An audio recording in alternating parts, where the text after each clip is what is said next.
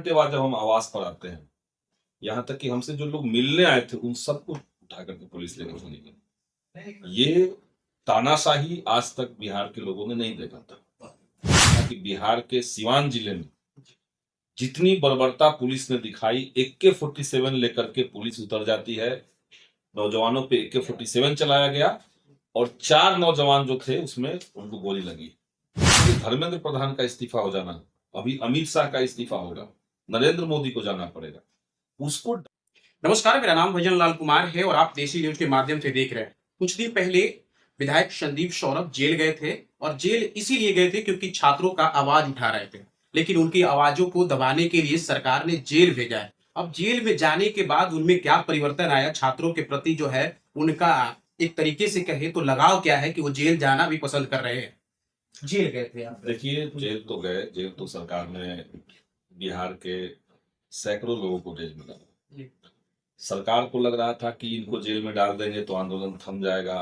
असल में 22 तारीख का जो आंदोलन पटना में हुआ था उसका आह्वान हम लोगों ने किया था, भाईसा अरवाई और हमारी पार्टी ने किया था, और इसमें हम लोग सक्रिय तरीके से पूरे आंदोलन को ऑर्गेनाइज करने में थे।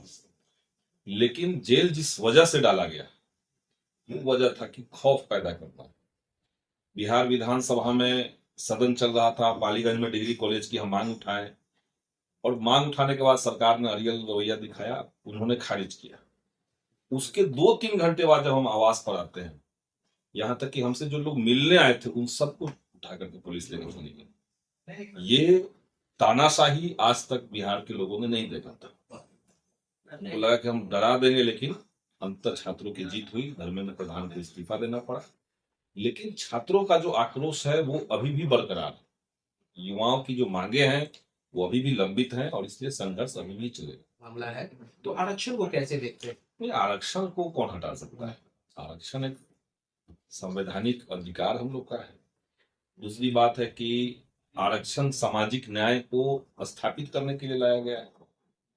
आरक्षण हटाने की बात अगर कुछ लोग कर रहे हैं ताकि वो इस समय जो सरकार संकट में है, पूरे देश के नौजवान जिस तरीके से इस सरकार से नाराज चल रहे हैं और अपनी नाराजगी को आंदोलनों में अभिव्यक्त कर रहे हैं, आप समझिए धर्मेंद्र प्रधान का इस्तीफा हो जाना, अभी अमित शाह का इस्तीफा होगा, नरेंद्र मोदी को जाना पड़ेगा, उसको डाइवर्ट करने के लिए भाजपा ने अपना एक सेल लगा करके, एक IT सेल लगा करके, या कुछ ऐसे नौजवान जिनको अभी सोसाइटी की ठीक से समझदारी नहीं है, जो आरक्षण का मतलब सही समझते हैं, जिनको लगता है कि अमीरी गरीबी ही सब कुछ है, जो सामाजिक उत्पीड़न को और ये जो वर्णाश्रम व्यवस्था का इतिहास रहा है इस देश के अंदर, उसका जो सांस्कृतिक देन रहा है, सांस्कृतिक जो उसका वर्चस्व रहा है, उसको लोग नहीं समझते, वैसे लोग उसमें कर रहे हैं।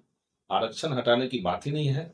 अभी लड़ाई हमारी है इस तानाशाही सरकार को हटाने की, और जिस तरीके से दमन हुआ, आपके चैनल के माध्यम से हम कहेंगे कि जिस दिन हम लोग की गिरफ्तारी हुई 24 तारीख को, उसके 25 तारीख को जो आंदोलन हुआ, आपने देखा कि बिहार के सिवान जिले में जितनी बर्बरता पुलिस ने दिखाई, AK-47 लेकर के पुलिस उतर जाती है, नौजवानों पे AK-47 चलाया गया और 4 नौजवान जो थे उसमें उनको गोली लगी। जितने लोगों को पुलिस ने अरेस्ट किया उनके साथ बर्बर दमन हुआ, उनके साथ मारपीट, गाली गलौज, और 3 दिन तक हम तो दंग रह गए कि इस देश के अंदर कानून का राज चलेगा कि पुलिस का अपना राज चलेगा, या बीजेपी जैसे कह दे कि वैसे देश चलेगा। 3 दिन तक किसी को गिरफ्तार करने के बाद बगैर जेल में डाले उसको पीटता रहा तो वहां की पुलिस ने, और वो नौजवान जो है वो बुरी तरीके से घायल हुए हैं, आहत हुए हैं। तो उस सिवान की घटना पे बिहार सरकार को जवाब देना पड़ेगा। हम लोग मांग करते हैं कि सिवान के जो SP हैं उनको बर्खास्त किया जाए, उनके ऊपर कार्रवाई की जाए, और देश भर में, बिहार में जहां भी नौजवान इस आंदोलन में अरेस्ट हुए हैं, जिनके ऊपर भी FIR हुआ है, तत्काल सभी लोगों को रिहा कर किया जाए। जो ऊपर बात हुई है, सरकार ने ऊपर से कहा है, तो बीच में यहाँ पुलिस नहीं होती है। बिहार सरकार का कोई हक नहीं बनता है कि आप जाकर के जो युवा आंदोलन में थे उनके घर वालों को टारगेट करें, उनको डराए धमकाए। ये सब एकदम बंद होना चाहिए, ये हम लोग करना चाहिए। सरकार तो मैं कह दे नोटिस जारी करके कर दी है, या कहे तो विज्ञप्ति जारी कर दिया है, भाई किसी का केस नहीं होगा, तत्काल छोड़। केस नहीं होगा वो ठीक बात है, लेकिन इसके बावजूद लखीसराय में तो अभी भी 2 लोग 3 लोग कल तक तो जेल में थे। क्यों जेल में थे? अब वहां का एसपी चाहे कि हम नहीं किसी को छोड़ेंगे तो आप नहीं छोड़िएगा, आप ऊपर हो गए सबसे। मुंगेर में नौजवानों को नहीं छोड़ा जा रहा था, अभी का अपडेट हमको तो आज का अपडेट नहीं है। औरंगाबाद में जब हम लोग को छोड़ा गया उसके 2 दिन बाद औरंगाबाद में छोड़ा गया 3 लड़कों को। सिवान में गोली चला दी गई, 3-3 दिन तक उसको पुलिस ने अपने पास रखा, पीटता रहा बच्चों को। इसका कोई हिसाब किताब सरकार नहीं दे रही है। तो बिहार के अंदर तो हम यही देख रहे हैं, एक तरफ अपराधियों का राज चल रहा है, दूसरी तरफ पुलिस का राज चल रहा है।